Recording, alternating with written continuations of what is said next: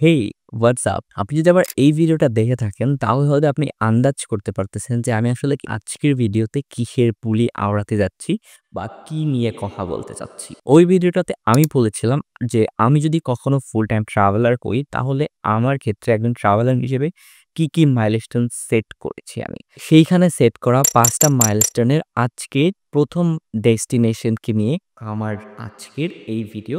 And এই ভিডিওতে আমি এক্সপ্লেইন করব কেন সারা দুনিয়াতে ঘোরার জন্য এত জায়গা থাকার পরেও আমি স্পেশালি এই ডেস্টিনেশনটাকে চুজ করতেছি আমার মাইলস্টোন হিসেবে। কেন? সো ১ম ডেস্টিনেশনটা কি ছিল? ১ম ডেস্টিনেশনটা ছিল ট্রান্স সাইবেরিয়ান রেলওয়ে।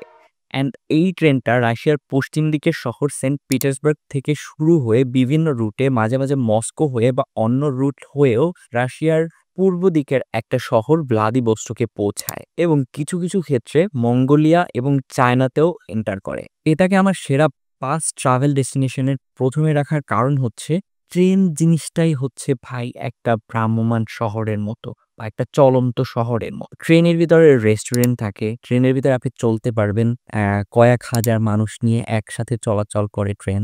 উঁচু-নিচু পথ দিয়ে চলে যায়। কখনো পাহাড়, কখনো সমুদ্রের পাশ দিয়ে বা কখনো ধান ক্ষেতের মতো দিয়ে, কখনো মানুষের বাড়ির আশপাশ থেকে। সো এই সিনারিগুলো আপনি শুধু ট্রেনেই দেখতে পাবেন। অ্যান্ড এই জিনিসটা যদি আপনি ৬ থেকে ৭ দিন ধরে দেখতে থাকেন বা এই একই জিনিসটা, একই ঘটনাটা আপনার যদি ৬ থেকে ৭ দিন ঘটতে থাকে তাহলে আপনি একবার চিন্তা করেন যে আপনার আসলে ট্রাভেল ইউটিলিটিটা কোন পর্যায়ে পৌঁছে যাবে বা আপনাকে ঠিক কতখানি স্যাটিসফাই করবে। নাম্বার ২ সেটা হচ্ছে টাইম জোন। এই ট্রেনে চলার সময় আপনি ৭ টা টাইম জোন দেখতে পাবেন। অর্থাৎ আপনি এই ট্রেনে থাকা অবস্থায় ৭ বার আপনার ঘড়ির কাঁটা বদল করতে হবে বা ঘড়ির টাইম চেঞ্জ করতে হবে। যেইটা কিনা পৃথিবীর অন্য কোনো ট্রেনে হয় না বা অন্য কোনো ট্রেনে এটা করার সুযোগ আপনি পাবেন না। অর্থাৎ আপনার ট্রেনের স্টার্টিং পয়েন্টের টাইম এবং এন্ডিং পয়েন্টের টাইম আলাদা। দেখা গেল আপনি সেন্ট পিটার্সবার্গ থেকে শুরু করলেন যেখানে কিনা সকালবেলা, আবার একই সময়ে আপনার যে এন্ডিং পয়েন্ট ভ্লাদিভস্টক আছে সেই জায়গার টাইমটাও আলাদা। এবং এই একইভাবে পথিমধ্যে বা আপনার যাত্রাপথে ৬ থেকে ৭ বারের মতো টাইমের এই ভ্যারিয়েশনটা visible.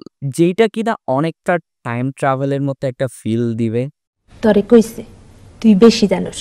I know time travel জিনিসটা আবার অন্য জিনিস। You know, I'm not Einstein and I'm not explaining theory of relativity. So, time travel জিনিসটা আসলে এই ক্ষেত্রে আপনি নিজে ধরে নিতে পারেন যে আসলে আপনি টাইম ট্রাভেল করতেছেন। থার্ড রিজন ইজ আলাদা ঋতু।